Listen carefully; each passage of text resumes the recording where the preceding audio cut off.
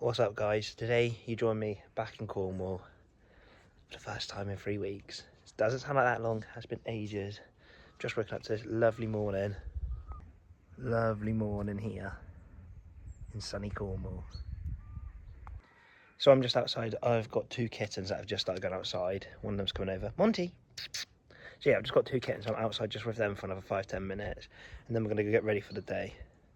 So I've got quite an interesting video today and quite a good backstory, which I think you're going to enjoy. Best way to start a day, bit of bacon, go get that in the grill, and bacon sandwich for breakfast. So first thing to start my day, I am doing an assignment for my uni course. So I have got this microcontroller STM, it's got buttons on it, LEDs, display or whatever, and I've got a program to do a load of different functions. I've got to do C code, which I'm using Visual Studios for, with all a load of code to basically get it to like flash, make noises and all of that. It's a really hard assignment. So to start my day, I've got to crack on with this. That's just standard second year automotive engineering for you. Really annoying. I've got 2 weeks to get this done, so I best crack on. Catch you guys in a bit with the surprise of what and story I've got to tell you about. Okay guys, I don't know what the sound quality's going to be like because I haven't got the mics on me, but I've just got back from running the errands. I'm driving around the new van. Got a new van. Love it. Anyway, so this is the surprise. I come home last night and my dad goes to me, "Oh, I got a free car the other day." I was like, "What do you mean you got a free car?" He went, "Oh, so basically someone's bought a Polo and they didn't want their Passat anymore. And they just went, well, do you want it?" And Dad was like, "Yeah, okay, why not? It's got 4 new tyres." So he told me this last night and I was like, "Oh yeah, sounds all right." And then he goes, "There's 1.8 petrol." And then I was messaging my friend and he was like, "Is that the engine they got on the GTI?" I was like, "It could be. You know, it'll be well funny if you've got it, if it is." So let's go and have a look and see if it is. I'm saying this like I don't already know the answer. I have had a quick look at it and it is. So I'm walking around to the graveyard now. So what we've picked up is free, or part exchange if you like, is a 1.8 turbo VW Passat. And I am like, you know what? I know we've got the C1 there to go Nürburgring, but if this has got a GTI engine in it, we're taking it. So guys, let's have a walk around the Passat I've bought. Bit of damage down here.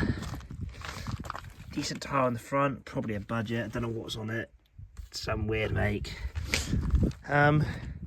Paintwork's not perfect, but it's an old car, so I'm really not bothered. Missing badge on that wheel, again, good tyre. Bit of mist here on the rear light. Bit of scuff there as well. I mean, the bumper is all scratched, but oh well. The headlight this side's got some casing on it. That looks like that would just pull off. It's got like some protective casing on it. Oh, it's a bit broke actually. No, it is broke, you can see it all here. So it needs a new rear light. Again, things missing there. That's electric. There's no scratches down this side, to be honest. And there's a few marks on the front. Another thing that surprised me is it's got genuine VW mats in it as well. It is only an SE model, so it's nothing special. It just shares the engine with the Mark IV Golf GTI. So it needs a service in 1100 miles, which like I said, will do. It's got the old radiator. I had one of those radiators for a while. I was in the Polos up when we first started out. It's got a tachograph. Again, up here, I don't know why it's foam. I'm guessing it's broke and they've got bits being held in. That's just telling me wash up power, top up wash screen fluid. There has just been a workhorse. There's marks on the roof lining. I'm surprised the roof line hasn't sagged. But you can see from the back it's been a workhorse. But it's quite comfy to sit in. Cam belt's going to be a front end off. Take the bumpers off. So all this has got to come off. Do the cam belt, which is really annoying. So again, that be done towards the back of the engine. Right in down there. To be fair, that oil filter looks quite new. So it has definitely been serviced recently. We'll have a look in the back again, see if there's any more paperwork. Annoying thing is, I haven't seen no evidence for a cam belt on this, and if we're going to take it to Nürburgring, then I want the cam belt done because I don't trust it. On 131,000 miles petrol, definitely needs a cam belt doing. However, how the engine's designed, with the alternator on the front here, exhaust manifold outside there, the O2 sensor stuff down there, this should be the front of your engine. It's gone 90 degrees clockwise. So to get to the cam belt, what's happening? Cam belt's going to be a front end off, take the bumpers off, so all this has got to come off, do the cam belt, which is really annoying. So again, that'd be done towards the back of the engine. So here's a clip of me revving the engine, seeing if you can hear the noise. I think I get it just at the end of this clip. I don't think you hear it on camera, but there is a bit of a noise when you rev it like this. And it comes down, there's a slight noise, but I think it is just because it's old. This all works. How much fuel's in it? We've got like a quarter of a tank of fuel as well, a third of a tank of fuel. Stick on those FM receivers in it, music in it.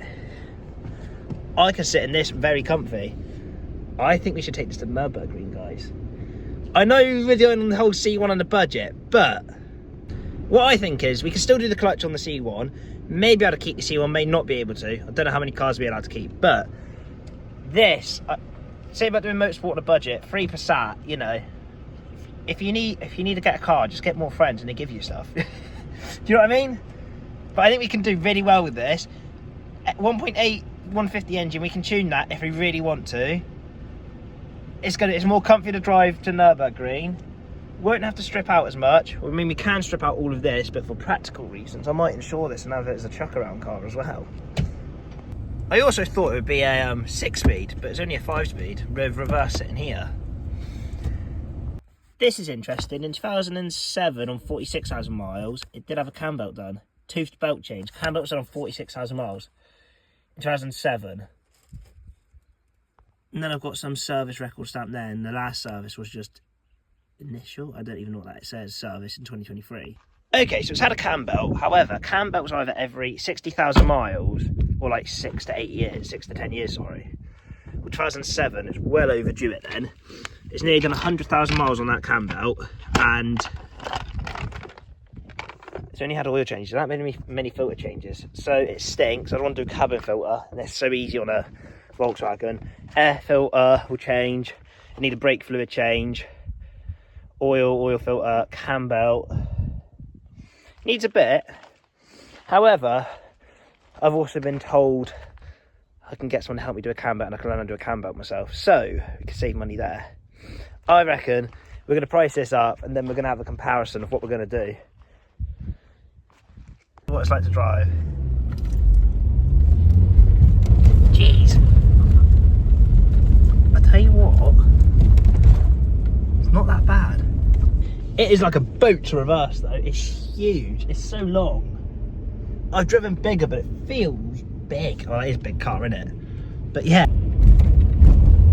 it does drive really well actually. I've only driven it like up and down the yard a few times, but what a way to end the day. Come on, Beamer. Come on. There's one dog. There's two, there's three. What's it, Sebs? What are you doing? Come on. Come on. What's it, Reggie? Come on. So guys, the Passat is an interesting car.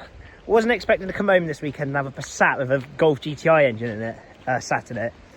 So what do we think? Because we've got the Citroen C1, which was going to take racing, prove we could do on a budget. You can still, well, take it racing. Well, I can still prove we could do motorsport on a budget. However, I am thinking, if I've got to drive to Germany in a stripped out C1, I'm going to hate it. But if we go in the Passat, it'd be somewhat comfortable. And it's faster to go around the Nürburgring on. I might actually have a shot at keeping up with my mate in his Audi A3. Because I reckon that's what he's going to take. And, I could be wrong.